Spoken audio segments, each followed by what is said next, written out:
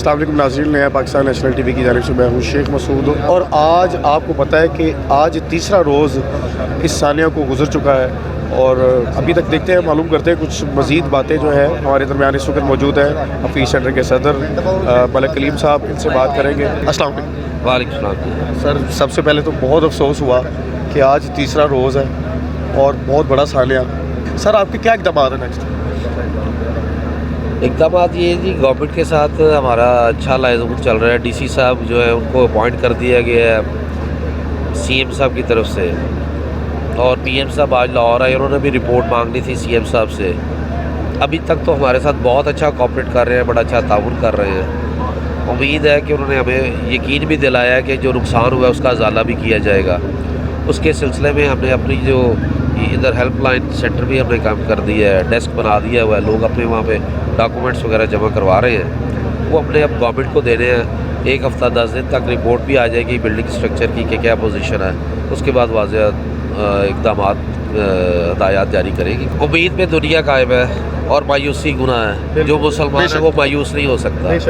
और अल्हम्दुलिल्लाह हमारा ईमान है, मुसलमान है अल्लाह के, और अल्लाह के नबी पे हमारा ईमान है, और हम मायूस होने वाली कौम में से नहीं है। मुश्किल हालात, मुश्किल वक़्त मुसलमानों पे पहले भी आते रहे, आज भी आ रहे हैं। हम अल्लाह से दुआ गो ये है कि अल्लाह ताला जिस मुसीबत और परेशानी से हमें गुजार रहा है, अल्लाह ताला इससे हमें निकालेगा।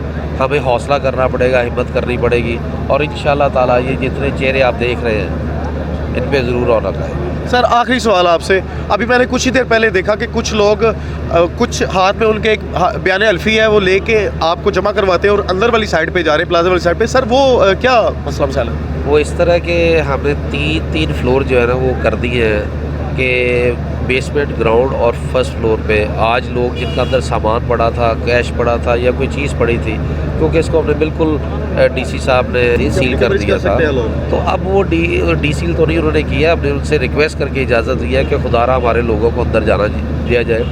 किसी ने कोई सामान लेना है, कोई चीज़ लेनी है तो उसको इजाज़त दीजिए, तो वो नहीं इजाज़त दी है कि हाँ, लेकिन वो तीन फ्लोर है, 3 फ्लोर आज है, 3 फ्लोर कल होंगे। तो सर, आपके ख्याल में ये तकरीबन कितनी देर बाद ये प्लाजा दोबारा इसकी रौनकें बहाल हो जाएगी, दोबारा लोग यहाँ पे काम करेंगे, दोबारा उनकी रिज़्क जो है वो दोबारा यहाँ पे लग जाएगी इंशाल्लाह ताला जी? हमें उम्मीद है कि इसी महीने के अंदर हमें रिपोर्ट मिल जाएगी, और अगले महीने इस प्लाजे को इंशाल्लाह ताला अल्लाह का नाम लेके हम ज़रूर खोलेंगे जी, इसकी रौनकें बहाल करेंगे।